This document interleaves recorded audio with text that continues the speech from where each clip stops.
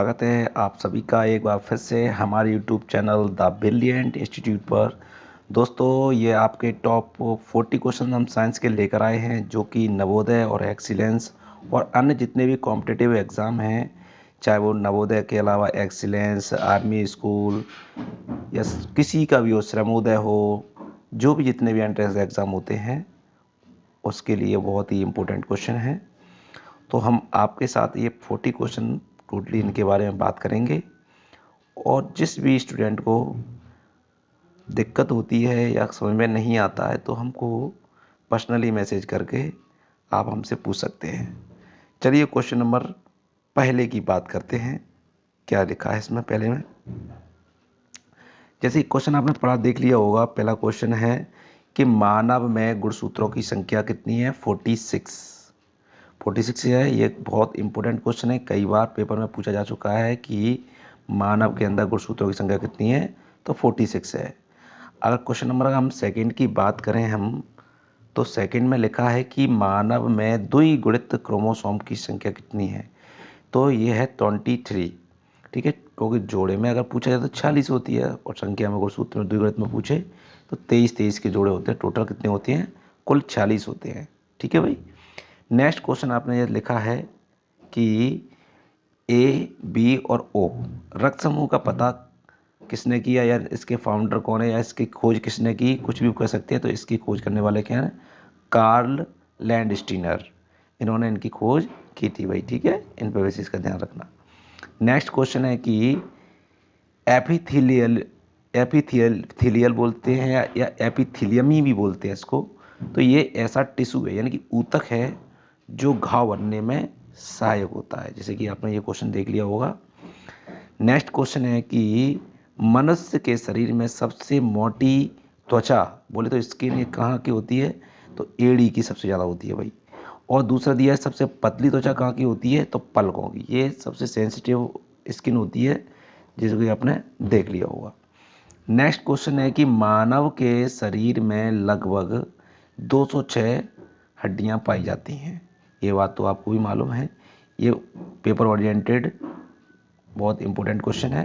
Next question है कि बच्चों के शरीर में 2 से 5 साल तक के बच्चे जो होते हैं, उनकी अगर बात की है तो उनके शरीर में हड्डियों की संख्या कितनी पाई जाती है? 300 हड्डियां पाई जाती हैं। ये आपने दोनों क्वेश्चन देख लिए होंगे।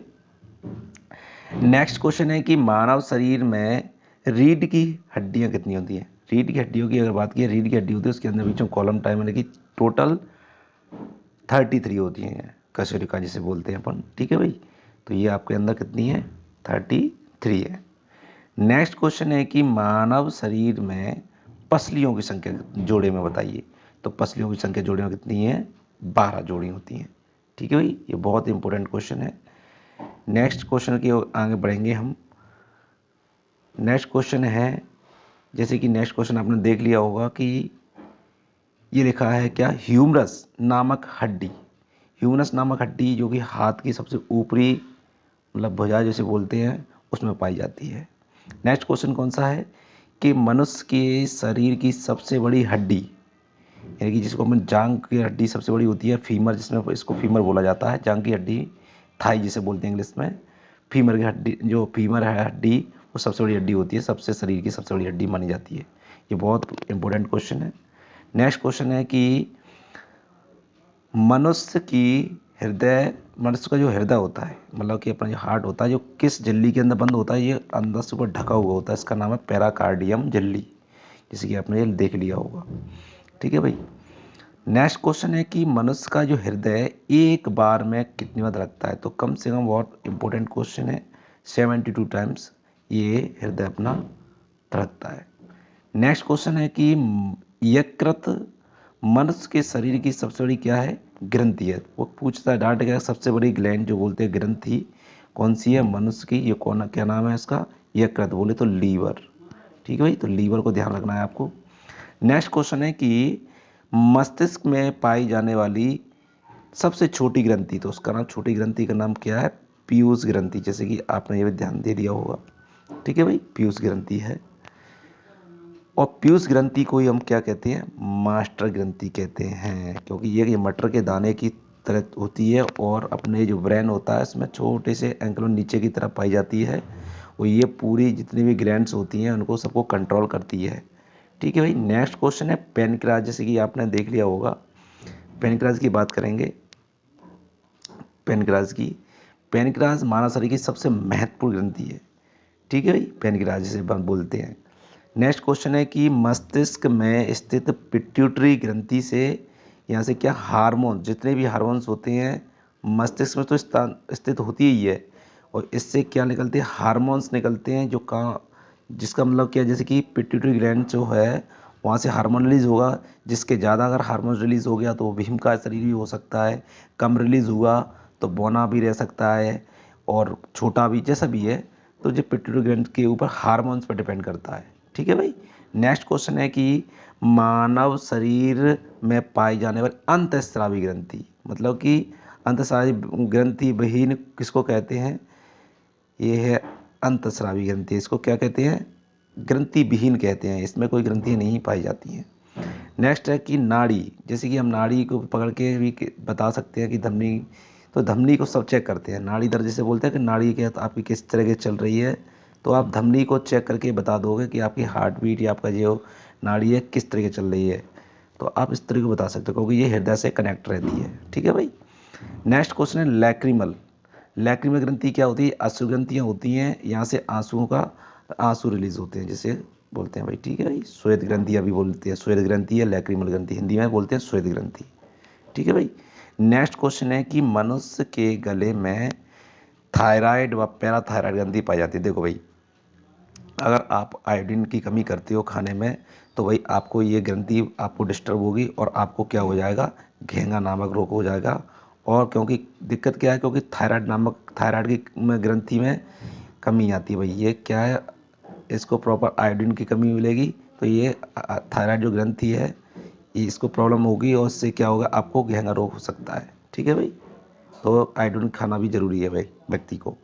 नेक्स्ट क्वेश्चन है कि मानव के उदर में, मतलब कि स्टमक में, आग्नाशय, किडनी में, एड्रिनल तथा बच्च में थाइमस नामक ग्रंथि पाई जाती है। बच्च स्थल बोले तो हमारे जो फेफड़े का आंतरिक भाग होता है उसको बच्च स्थल बोलते हैं।